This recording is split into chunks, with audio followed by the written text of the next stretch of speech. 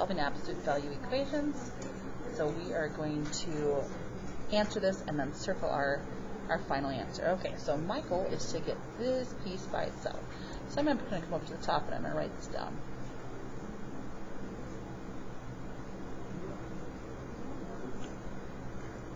So if I want to get this portion by itself, I'm going to do PEMDAS backwards. So on this side, I'm looking what can I add or subtract. Opposite of adding is subtracting.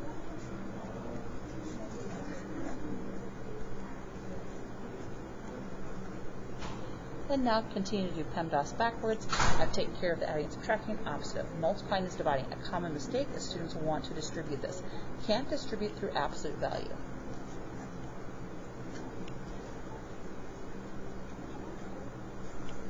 Okay, remember this has to be shared with both sides. So it's 7 over negative 7 and negative 7x over negative 7.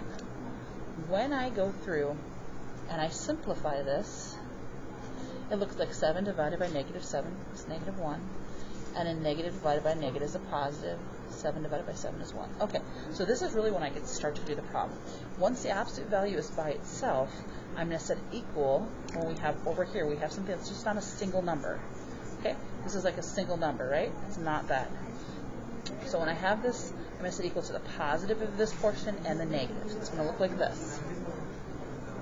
Oh, and I have to take away the absolute value. So here I'm setting it equal to the positive, and I'm going to solve it.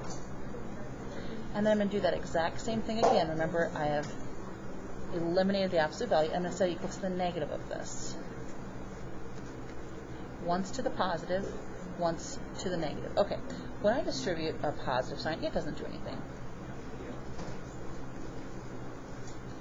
And I'm just going to use the algebra skills I know that you're used to in order to solve.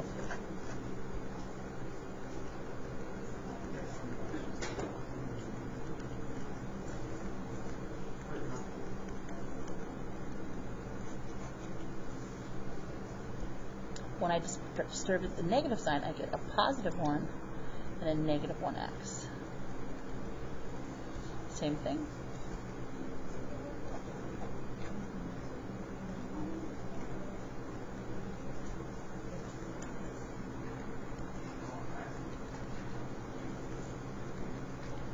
Now, is it a guarantee that these both are correct? Nope.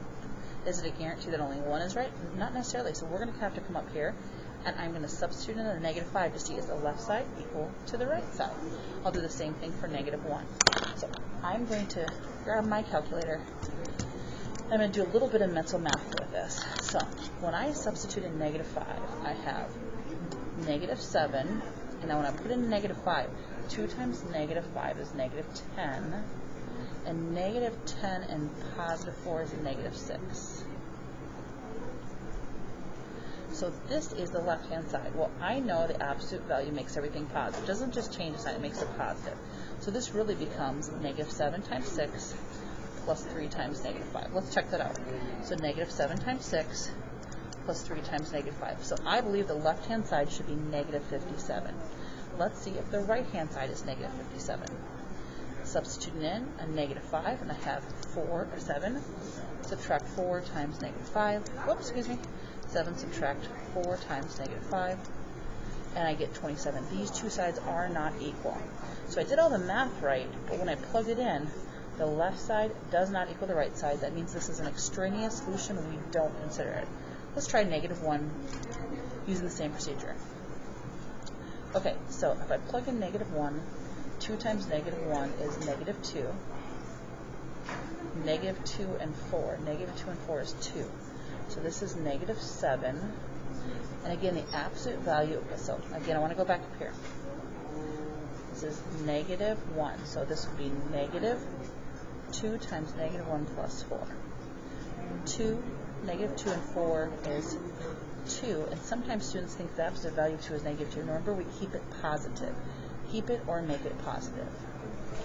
Okay, so I have that plus 3 times negative 1. Okay, let's check it out. So negative 7 times 2 plus 3 times negative 1. So in this case, I have the left side equal negative 17. Let's check on the right-hand side. So 7 minus 4 times negative 1. I get 11. I'm having it not work out. Neither one I have.